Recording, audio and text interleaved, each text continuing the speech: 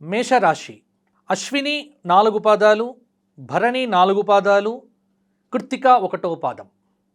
మేషరాశి వారికి ఆదాయం 11, వ్యయం 5, రాజయోగం 2, అవమానం 4. మేషరాశి వారికి ఈ సంవత్సరం గురువు మిథునంలో జూన్ 1 వరకు, జూన్ 1 నుండి అక్టోబర్ 31 వరకు, మరల జనవరి 25 నుండి సంవత్సరాంతం వరకు కర్కాటకంలో చతుర్థ స్థానం అనేటువంటిది, అక్టోబర్ 31 నుండి జనవరి 25 వరకు సింహంలో పంచమంలో సంచారం. కాబట్టి మేషరాశి వారికి ఈ సంవత్సరము చక్కగా గురువు తృతీయంలో ఉండగా కొంత వ్యతిరేక ఫలితములు, ఆ తర్వాత గురువు చతుర్థ స్థానంలో ఉండగా కొంత ఇబ్బందికరమైనటువంటి పరిస్థితులు. మొత్తానికి ఈ సంవత్సరం మేషరాశి వారికి 12వ స్థానంలో ఉన్నటువంటి శనైశ్చరుడు మరియు గురువు యొక్క అనుకూలత లేకపోవటం వల్ల మిశ్రమ ఫలితాలు మేషరాశి వారికి అని చెప్పవచ్చు. దైనందిక కార్యక్రమముల యందు ఎటువంటి ఇబ్బంది అయితే ఉండదు. నియమ సమయపాలనతో కొన్ని విశేషమైనటువంటి కార్యక్రమములు మేషరాశి వారు ఈ సంవత్సరము పూర్తి చేస్తారు. ఏలిన నాటి శని ప్రభావంగా కొంత అవగాహన లోపాలు, కుటుంబ సభ్యుల మధ్య కొంత తగాదాలు ఉండే ఆస్కారం కూడా ఉంది.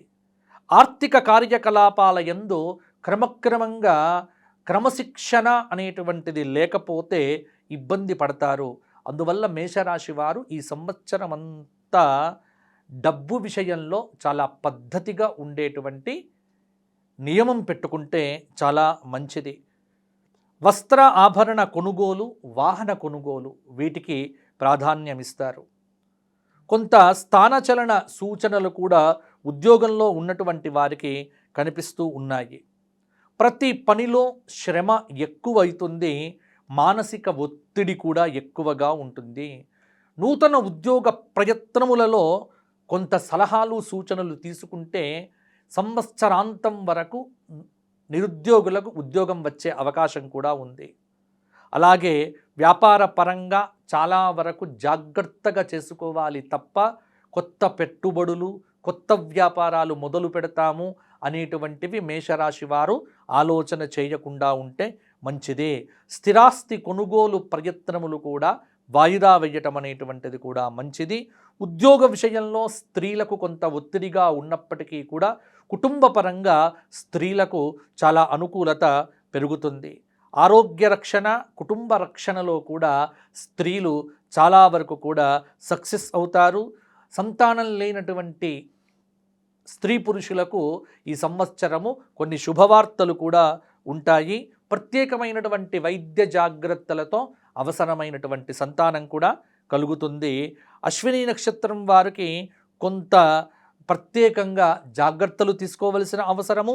భరణీ నక్షత్రం వారికి ఆగ్రహ ఆవేశాలు తగ్గించుకోవలసిందిగా, కృత్తికా నక్షత్రం వారు పుణ్యక్షేత్ర సందర్శనాదులు మొదలైనటువంటివి చేయటం వల్ల కొంత మంచి ఫలితాలు పొందుతారు.